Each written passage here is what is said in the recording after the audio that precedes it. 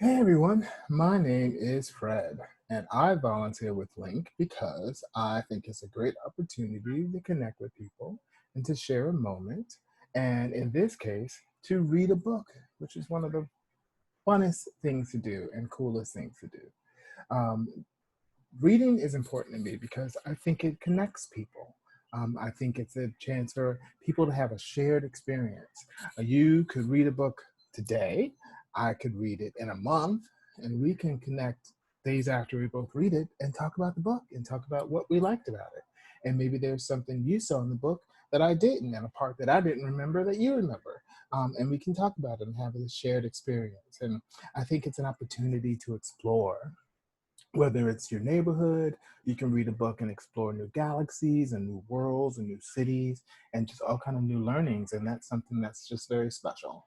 And that's something that everybody gets a chance to do, no matter who you are, where you live, what city or what country you're from. Reading is an opportunity for everyone. And I think that's what's so great. So link programs are looking a little different. Maybe, this time last year, I would have been able to be in a room and read face to face with a whole bunch of you great kids out there. But we do have to record it for safety. But I think it's still a great time for us to read and explore and to be together. So thank you so much for watching. And I think it's going to be a great time. So hopefully you've had some time during this uh, time away from each other and a time of safety and being safe at home. Hopefully you've had a chance to read a lot of books, and we'll read this one together. So sit back, enjoy, and I hope you love this story. So today I'm going to be reading a book called A Snowy Day. Have you heard of it? It is a book that came out many, many years ago, almost 50 years ago. That's probably older than you. That's probably older than your parents, your mom and dad. It may be about as old as your grandma and your granddad. They might remember this book too. Hopefully everybody does. It's a very interesting story. It's written by Ezra Jack Keats.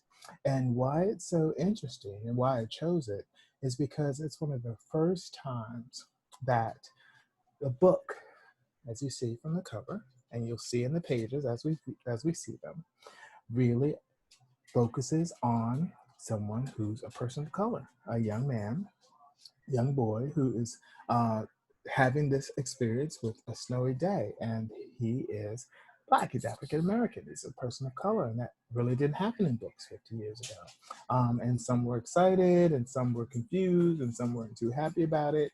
But hopefully, I think now, after all this time, we can say how important it was, how important this book was, how it was great to do, and how it really allowed us to see ourselves. Because seeing ourselves is important. Seeing ourselves is valuable. And seeing ourselves is how we get to know that we are a part of this great, incredible world. Okay? So let's get into it. The Snowy Day.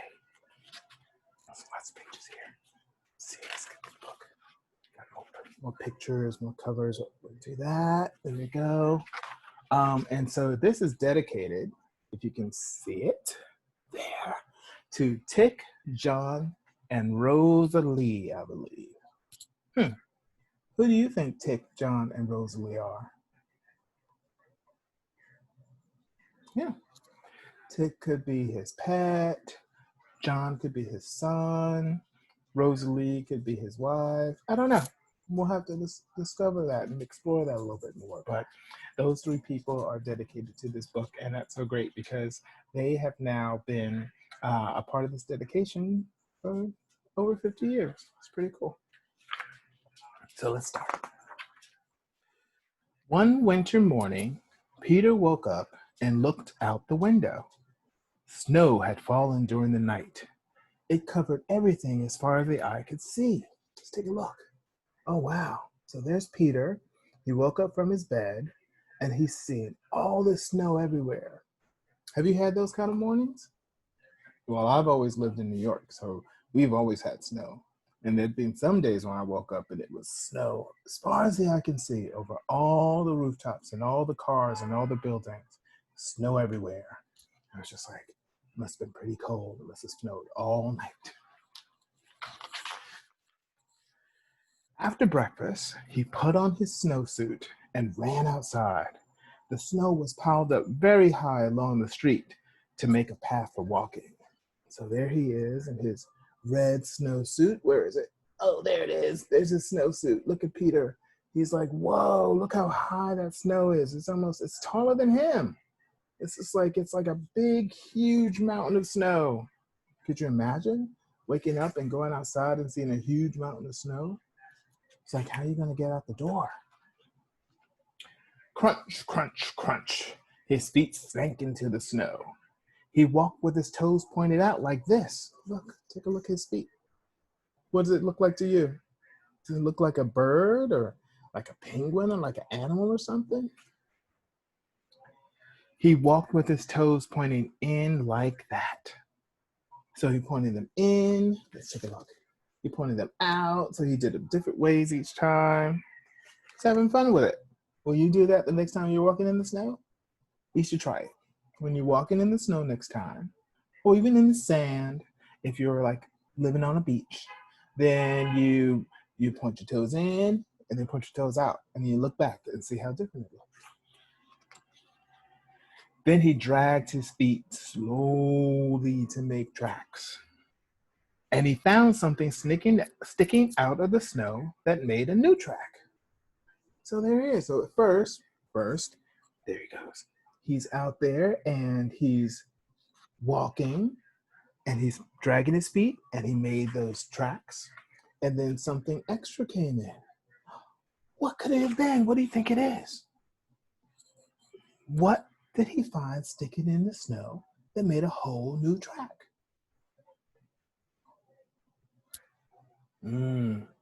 All good guesses. Let's see.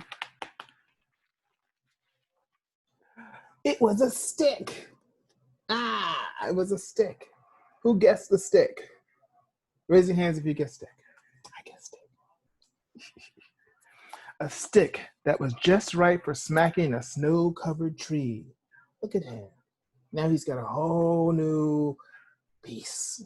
It's almost like his new stick. It's almost like his new, new power, superpower.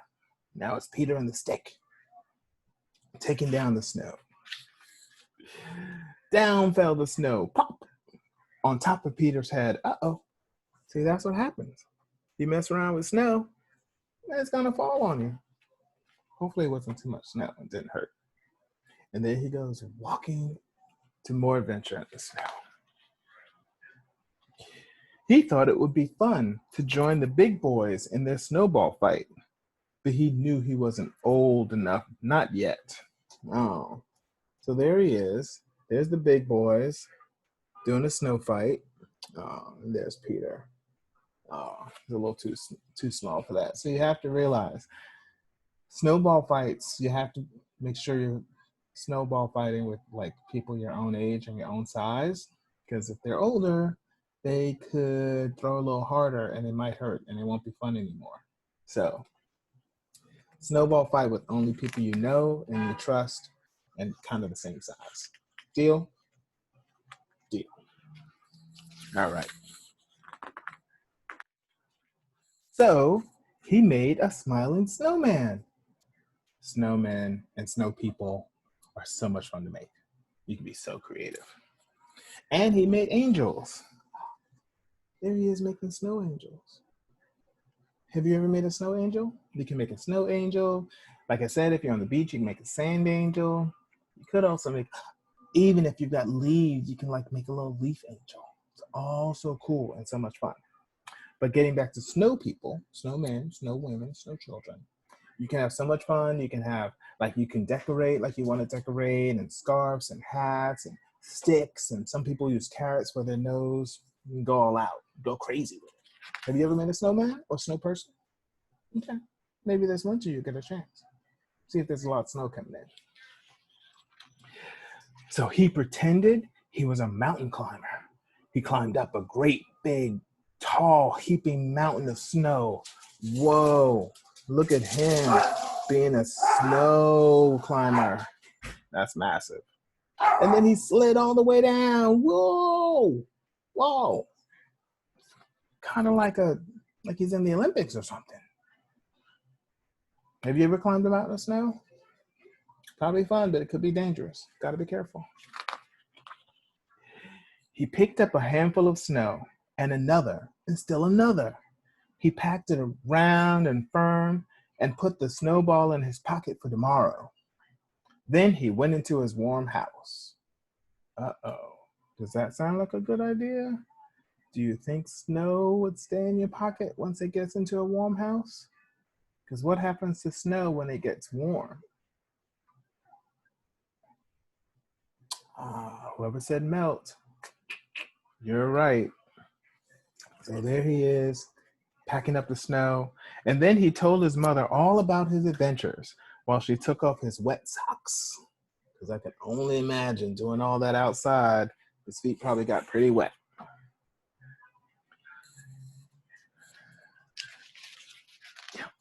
And he thought and thought and thought about them.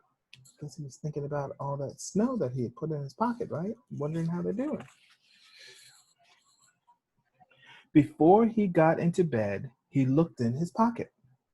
His pocket was very empty. The snowball wasn't there. Oh, he felt very sad. Oh, look at there. Wait, here we go. So yeah, he's checking the pocket. He's looking for snow. But as we know, cold snow in a warm house is just going to melt and turn into water. No. So he felt very sad going to bed. Oh. After such a fun day, so sad that he's going to bed sad. While he slept, he dreamed that the sun had melted all the snow away. But when he woke up, his dream was gone. The snow was still everywhere. New snow was falling. Oh my gosh, it's like day 2 of snowing. It's a whole new set of snow, all white, all new snowflakes. And you know what they say about snowflakes? They're all unique. They're all individual, just like us. After breakfast, he called to his friend from across the hall. They went out together into the deep, deep snow. There he is with his friend. He's like, hey, he's got a buddy now. They're going to tackle the snow together. It is. Yeah. So that was A Snowy Day by Ezra Jack Keats. I hope you had fun reading with me. It's so great to read. It's so important to read. I think the lesson of this book is about exploring.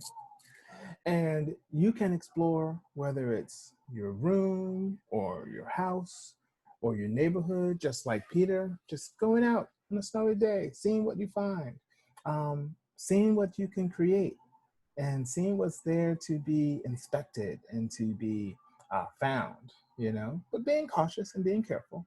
And like at the end, when Peter went out with his friend, therefore, you know, you got a buddy to be safely with. What did you learn from the story? Nice. So I want you to think about what you would do if you were Peter. Would you go out and um, make snow trails? Hopefully you would. Make snow people, make snow angels. But remember, if you do make snowballs, more than likely, they're going to start to melt. So if mom and dad are okay, maybe they'll let you put them in the freezer. You can freeze them and they can last a little longer. Thank you for allowing me to read you this story today. I hope you enjoyed listening as much as I enjoyed reading it to you. Remember to read for 20 minutes every day this winter, especially on your school break. It's super fun and it's really important. So hopefully you parents will sign up to LINC, that's LINC, NYC, so linknyc.org, and find out about the other great programs about reading with kids and exploring with kids and learning with kids, just like you. All right? Take care. Happy holidays.